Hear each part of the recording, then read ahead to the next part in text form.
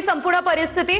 पुढे एक महत्त्वाची बातमी, अमित साटम यांचा राजीनामा घ्या, मनसेने ही मागणी केलेली आहे। सोमवारी मुंबईमधील प्रत्येक विभागामध्ये मनसेकडून आंदोलन केलं जाणार आहे। अमित साटम यांच्या राजीनाम्यासाठी आता ही मागणी करण्यात आलेली आहे आणि त्यासाठी हे आंदोलन केलं जाणार आहे। मनसेकडून ही मागणी करण्यात आलेली आहे। राज ठाकरे यांनी काही वेळापूर्वी फेसबुकवर पोस्ट सुद्धा केलेली आहे। त्या पोस्टमध्ये देखील मुख्यमंत्री देवेंद्र फडणवीसांनी अमित साटम यांचा राजीनामा घ्यावा असं राज ठाकरेंनी म्हटलेलं आहे। शिवाय दुसरीकडे संदीप देशपांडे, संजय राऊत यांनी देखील आक्रमक पवित्रा या संपूर्ण प्रकरणामध्ये घेतलेला आहे आणि याच पार्श्वभूमीवरती आता सोमवारपासून आंदोलन सुरू होणार आहे।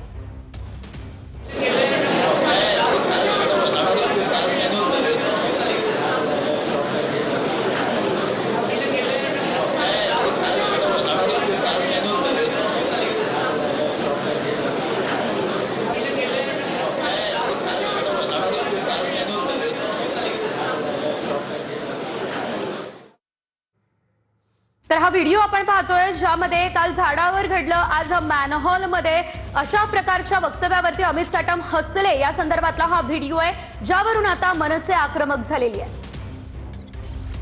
भाजपच्या केंद्रातील लोकांना सत्तेचा माज आलाय। केंद्रातील लोक वाटेल तसं वागताय। राग लोकांच्या मनात होता आणि आहे। हा संसर्ग आता राज्यापर्यंत पसरलाय। तुम्ही ते पसरू देताय। इतर राज्यातील राजकारण आणि महाराष्ट्रातील राजकारण यात जमीन आसमानाचा फरक होता।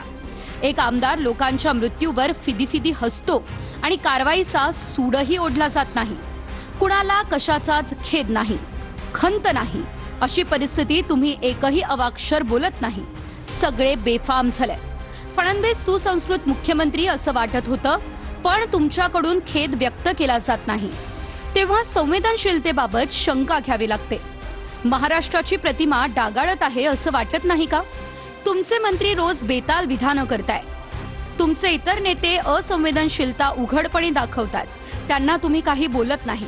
तुमच्या मौनाचं नेमकं कारण काय? मुख्यमंत्र्यांकडून संकेताची अपेक्षा कायम असते, मग तो कोणत्याही अपेक्षेचा असो। अपेक्षाभंग करू नका। महत्त्वाचं म्हणजे राजकारणात चुकीचे पायंडे पडतील।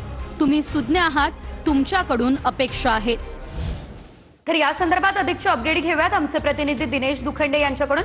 दिनेश, आपण पाहू शकतोय या ठिकाणी मनसे आता आक्रमक झालेली आहे। संदीप देशपांडे